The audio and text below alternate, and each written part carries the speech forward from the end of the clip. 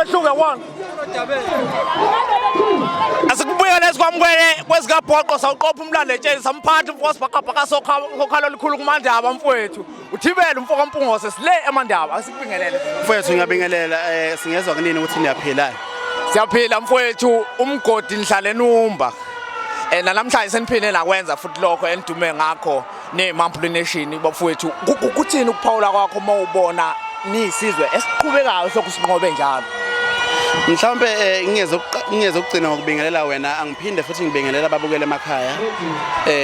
ngithi ngiyabingelela kuzo zonke indawo la kufinyela khona lo mbukiso mina igama lami ngothibela ngwaMpungose ngisuka phansi enkandla emandaba eMatholampong esigodi ngiphethe inkosi Mpungose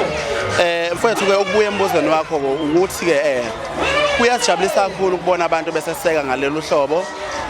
siyathanda nathi kuyasiqoquzela ukuthi nanini sihleze sibe siyilabo abantu enisibona siyibona namhlanje ngoba ukuthi uyabheka abantu la sekucacile ukuthi bamazi umuntu ebebemlindele angisho ukuthi nabanye abaculi ngithi ngiyaxeka cha uyibonele nje kahle kahle kumele ngabe wena ngixoxela ukuthi uboneni limsulwa mfethu iqiniso kodwa sithi sibonga isupport ngoba ngale kwabantu ngabe lento le oyibona la ayenzeki siphinde sibonge imicimbi efana nale impucuzeko ukuthi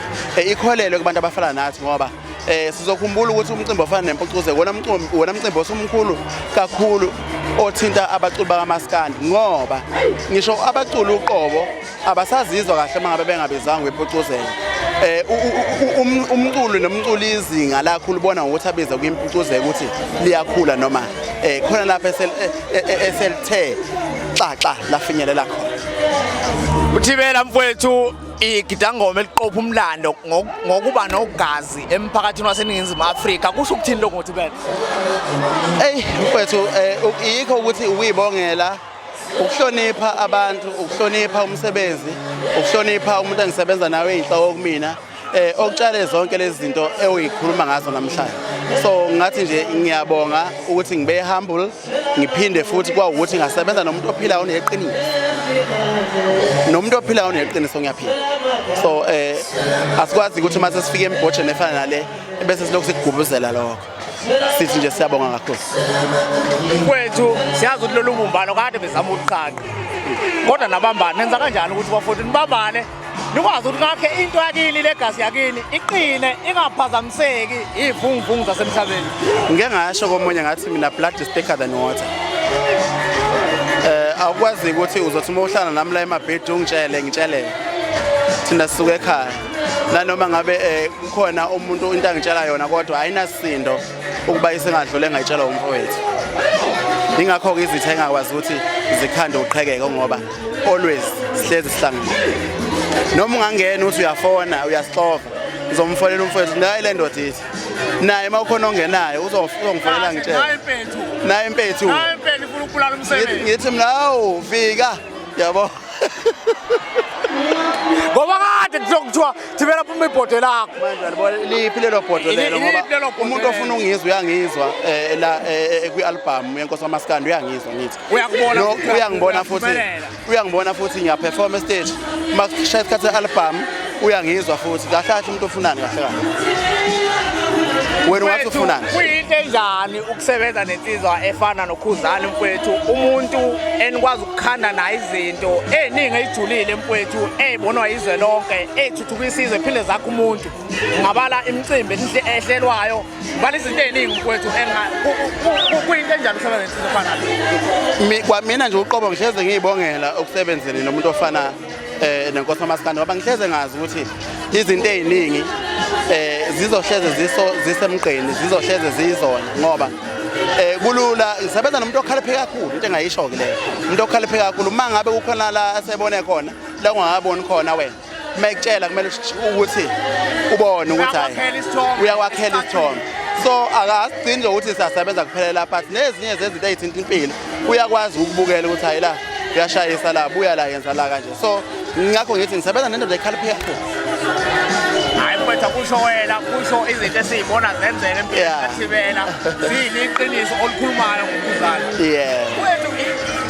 ikhona induku engathi ifihlile manje emqubeni elifuna ukushaya ngayo izizwe ngoba siyazi ukuthi phela manje sondela insuku ukuthi nisikile umsebenzi into engayisho-ke lapho bhuti omdala ukuthi abantu abalindele i-album yeNkosi uMaskandi izophuma ngesikhathi esijwayelekile-ke noma singabi nawo ama-date esingamemezela njengamanje kodwa i-album yona iyeza engicabanga ukuthi iyona nto ephamba kwethu leyo njengamanje i-album ebese kuba udwendwe ngoba phela ungakhohlwa ukuthi ziyawushaya futhi angithi uyabona nje lento eyishoyo loqeda kuyibuza ukuthi nenza kanjani wayikhona nje ukuthi sithi sisendimeni sisashisa siyi-ayineshisa kwanje but sinezinto ezizenza emakhaya njengoba sigana esekuzokusho ukuthi nobhuti umcineka lana uma impucuzeko njengoba bengabanikazi bawo behlela nje uma sebehlela isikhathi sokungena kwabaculi kuyomele besheshe besifake sidlale sidedele abafanyana thina ngoba amakhosikazi asilindile emakhaya. Hey, yazi akujwayelekile mfowethu uma ngabe kusebalazweni hayi lokhu dakadaka hayi wena umfowethu usobala konke anifuni ukubizwa ngabafana kuze kube phakathi hayi lutho hayi ziyawushaya mfowethu ziyawushaya mfethu ziyawuthufuza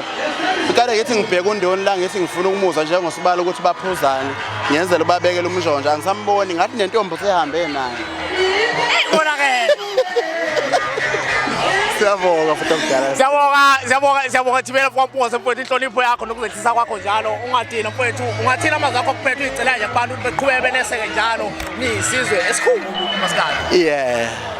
angathina amazwi akho kuphethe uyicelela nje ukuthi niqhubeke ineseke njalo ngingathi mfowethu siyacela abantu beseseke ziningi izinto esizobaphathela zona endimeni since izinto zisaqhubeka sicela isupport